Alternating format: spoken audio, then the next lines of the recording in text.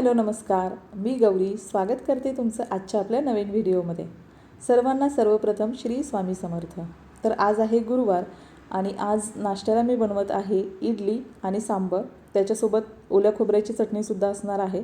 पण सांबर बनवण्यासाठी मी इथं तूर डाळीचा कुकर आधी लावून घेतलेला आहे आणि सोबतच इडलीसुद्धा लावून घेतलेली आहे कुकरमध्ये। त्यानंतर मी फ्रेश वगैरे झालेले आहे आणि हॉलमध्ये थोडंसं जो काही उशी वगैरे असेल किंवा बेडशीट वगैरे जे आहे हॉलचं तर ते सगळं व्यवस्थित करून घेते, म्हणजे दिसायला पण ते छान दिसतं। तर सकाळची माझी झाडू वगैरे लादी पुसणं वगैरे ही सगळी कामं झालेली आहेत। त्यानंतर आता देवपूजा सुरू करण्यापूर्वी म्हटलं जो आपल्या घराचा मेन दरवाजा आहे आणि उंबरठा आहे तो स्वच्छ करून घेऊया। तर मेन दरवाजा माझा जो आहे तो अशा पद्धतीनं मेटलचा आहे।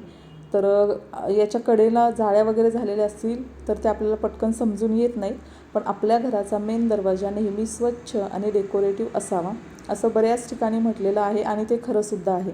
कारण याच दरवाजामधून आपल्या घरामध्ये पॉझिटिव्हिटी, आनंद, सुख, शांती, समाधान ह्या सगळ्या गोष्टी येत असतात। त्यामुळे तो घराचा मेन दरवाजा हा नेहमी सुंदरच आणि अट्रॅक्टिव्हच असला पाहिजे। कारण जिथे सुंदरता असते, जिथे स्वच्छता असते तिथे माता लक्ष्मी आणि इतर सगळ्या चांगल्या गोष्टी अट्रॅक्ट होतात। तर त्यासाठी तो स्वच्छ असणं खूप गरजेचं आहे। त्यामुळं रोज तर मला तो दरवाजा स्वच्छ करणं शक्य होत नाही, पण गुरुवार असेल किंवा एखादी पूजा असेल तर मी नक्की प्रयत्न करते की तो दरवाजा छानपैकी स्वच्छ करून घ्यायचा। आणि त्याचबरोबर जे आपल्या घराचं मेन दरवाजा आहे म्हणजे सेफ्टी डोअर आणि त्याच्यानंतर आपल्या घराचा मेन दरवाजा तोसुद्धा छानपैकी स्वच्छ करून घ्यायचा। तर माझा अशा पद्धतीनं व्हाईट कलरचा दरवाजा आहे पॉलिशमध्ये, तर तो पण मी स्वच्छ करून घेतलेला आहे। उंबरठा स्वच्छ करून घेतलेला आहे आणि त्यानंतर इथे लक्ष्मीच्या पावलांचे जे स्टिकर्स आहेत त्याच्याच बाजूला मी स्वस्तिक काढून घेतलेलं आहे।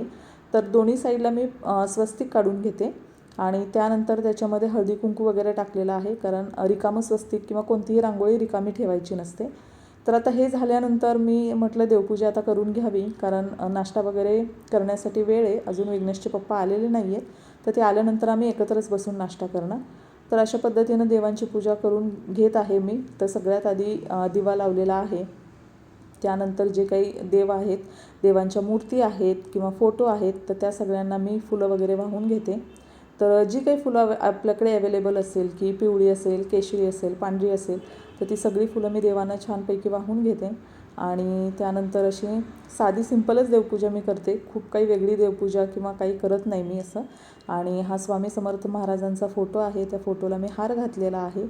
त्यानंतर अगरबत्ती देवाऱ्यामध्ये स्वामींच्या फोटोजवळ, त्यानंतर आपला जो घराचा मुख्य दरवाजा आहे तिथेसुद्धा न चुकता अगरबत्ती आपण ओवाळायची आहे, कारण तिथूनच माता लक्ष्मी आणि बाकी सगळ्या गोष्टी आपल्या घरामध्ये येत असतात। तर त्यानंतर कापूर वगैरे तोसुद्धा मी रोज सकाळ संध्याकाळ घरामध्ये जाळते, कारण चांगलं असतं, भीमसेनी कापूर वापरते मी। तर तो कापूरसुद्धा जाळल्यानंतर एक जे काही बॅक्टेरियाज असतील, जीवजंतू असेल त्याचा नाश होतो असं म्हणतात। तर ही रोजची देवपूजा झाल्यानंतर मी आलेले आहे किचनमध्ये। तर रोज आपण ज्या शेगडीवर गॅसवर अन्न शिजवतो तर ती माता अन्नपूर्णा, त्यासाठी मी गॅसचीसुद्धा पूजा करते आणि जे काही आपण पाणी वापरतो तर त्या पाण्याचीसुद्धा पूजा करते। ही पूजा म्हणजे काय, ज्या गोष्टी आपण वापरतो त्यांच्याबद्दलची व्यक्त केलेली कृतज्ञता आहे, कारण या गोष्टी नसतील तर आपलं आयुष्य अगदीच अशक्य आहे असं मला वाटतं। त्यामुळे ज्यावेळी कुठली पूजा असेल किंवा काही असेल तर मी छानपैकी ती गॅसचीसुद्धा आणि पाण्याचीसुद्धा अशी पूजा करते। त्यानंतर आता देवपूजा झाल्यानंतर निघालेली आहे पोटपूजा करण्यासाठी।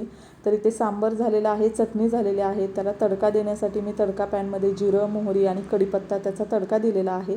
आणि तडका बरोबर सांबरला देताना आणि चटणीमध्ये टाकताना तो व्हिडिओ काही शूट झाला नाही, त्यामुळे तो काही तुम्हाला दिसत नाही आहे। तर अशा पद्धतीनं सांबर माझं तयार झालेलं आहे आणि इडली चटणी सगळं तयार झालेलं आहे। तर आता आम्ही नाश्ता करून घेतो, तर सगळ्यांना प्लेटमध्ये काढून देते। सांबर छानपैकी तयार झालेलं आहे, चटणी आहे आणि खूप चांगलं झालं होतं, टेस्टी झालं होतं। आणि अशा पद्धतीनं आम्ही आता नाश्ता करून घेतो, विघ्नेशचे पप्पा, विघ्नेश आणि मी। तर ह्या सगळ्यांच्या प्लेट आता मी रेडी करून घेते।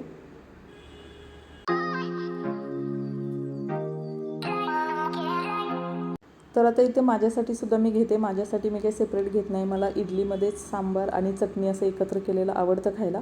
त्यामुळे मी एकाच प्लेटमध्ये इडली, सांबार आणि चटणी अशा पद्धतीनं नाश्ता करून घेते आणि त्यानंतर पुढच्या कामाला सुरुवात करते। तर हे छान लागतंच कॉम्बिनेशन असं।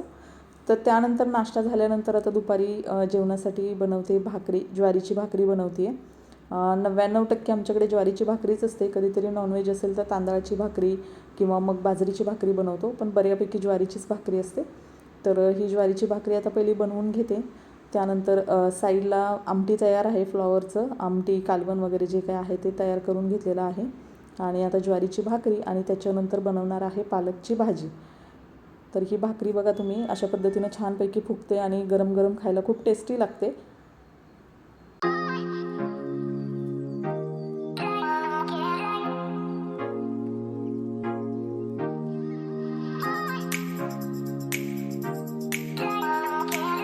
तर आता भाकरी बनवल्यानंतर इथे बनवणार आहे मी पालकची भाजी. तर पालकची भाजी साध्या पद्धतीनंच बनवणार आहे. मिरची, त्यानंतर लसूण, जिरं, कांदा ह्याची फोडणी देणार आहे. पालकची भाजी कधी मी गरगटून पातळ पालकची भाजी बनवते, कधी त्याची भजी बनवते किंवा कधी अशी चिरून पण भाजी बनवते. तर अशा पद्धतीनं भाजी बनवते. तर आता इथेच मी व्हिडिओ एडिट करत आहे, तेवढ्यात बाळसुद्धा उठलेला आहे. तर त्याला घेऊन मी बसलेली आहे. तर मध्ये त्याचासुद्धा आवाज ऐकू येईल तुम्हाला कदाचित. खेळतो आहे तो चांगला, पण आवाज येईल कधी. तर अशा पद्धतीनं पालकची भाजी करून घेते. आणि ही भाजी होते पण पटकन आणि चवीला पण फार चांगली लागते. म्हणजे भाकरी आणि गरम गरम भाजी तुम्ही एकदम छान कॉम्बिनेशन आहे. खूप भारी लागते, मला तर खूप आवडते. आणि मीठ ह्याच्यामध्ये थोडं नंतर टाकायचं, कारण सुरुवातीला भाजी जास्त असते. जास्त मीठ टाकलं तर मग ती भाजी खारट होण्याची शक्यता असते. आणि त्यानंतर मी ह्याच्यामध्ये टाकलेलं आहे शेंगदाण्याचं कूट. माझ्या 99% भाजीमध्ये शेंगदाण्याचा कूट असतो. शेंगदाण्याचा कूट पूर्णपणे ऑप्शनल आहे, तुम्ही टाकू शकता किंवा नाही पण टाकू शकत. त्यानंतर हे गावावरून आणलेल्या कुरडया, म्हणजे कुरवड्या आम्ही म्हणतो, तर ह्यासुद्धा तळून घेतलेल्या आहेत. कारण एकदा का त्या डब्यात ठेवल्या आणि विसरून गेलो ना तर त्या तशाच राहतात आणि मग ते वापरायचं लक्षात नाही राहत. त्यामुळे थोड्याशा वरतीच काढून ठेवलेल्या आहेत आता, की असं काय असेल स्पेशल किंवा आपल्याला भाकरीबरोबर दुपारी जेवणात काहीतरी पापड वगैरे घेण्यापेक्षाही कुरडया वगैरे मी तळून घेते. तर ह्या सगळ्या तळून वगैरे घेते आणि त्यानंतर मग आम्ही जेवण करणार आहोत. आज काही विशेष असं काही नाही आहे कुठे बाहेर वगैरे, पण आपलं नेहमीचंच जी काही घरातली कामं असतात ती. तर हे पापड वगैरे पहिले आता तळून घेते. त्याच्यानंतर आता तुम्हाला फायनल भाजी दाखवते.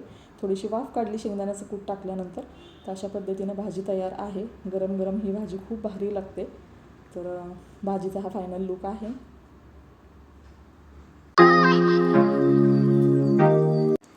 तर आता फायनली जेवणामध्ये थोडीशी सकाळची राहिलेली चटणी, भाकरी, तळण केलेलं कुरडया, त्यानंतर पालेभाजी आणि फ्लावरची भाजी, पातळ भाजी.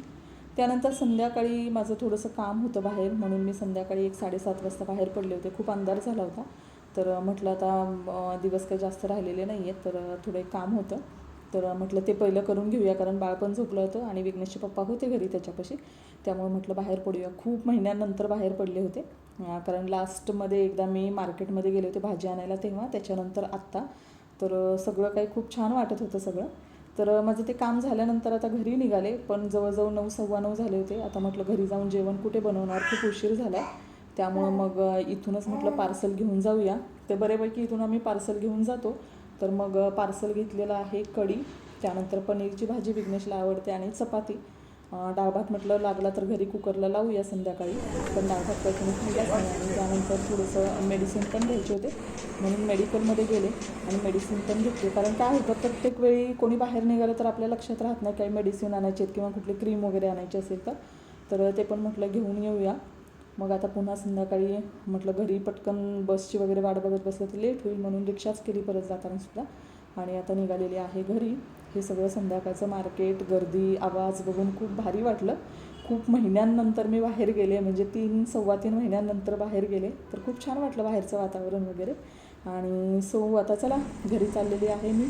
त्यानंतर आता जेवण करू आणि आजचा ब्लॉगसुद्धा इथेच एंड करते. जर व्हिडिओ आवडला असेल तर चॅनलला सबस्क्राईब करा, लाईक करा, शेअर करा आणि कमेंटसुद्धा करा.